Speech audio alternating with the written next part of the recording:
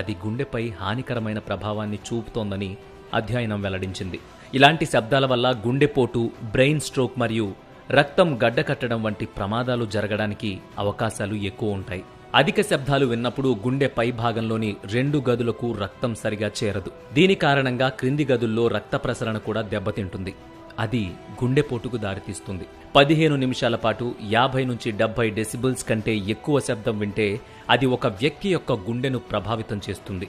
60 decibels కంటే ఎక్కువ సంగీతాన్ని వినడానికి అలవాటు పడితే వినికిడి శక్తి కూడా కోల్పోవచ్చు. మానవ శరీరానికి సంగీతం ఒక థెరపీ లాంటిది. కానీ అదే సంగీతం పరిమితి దాటితే ప్రతికూల ప్రభావాన్ని చూపి గుండెలు ఆపేస్తోందట. వినోదం కోసం సంగీతం వినడం తప్పు కాదు, కానీ ఆ వినోదం ఖరీదు ఒక మనిషి ప్రాణం కాకుండా చూసుకోవడం అందరి బాధ్యత. అందుకే ఈ ముఖ్యమైన సమాచారాన్ని ప్రతి ఒక్కరికి షేర్ చేయండి.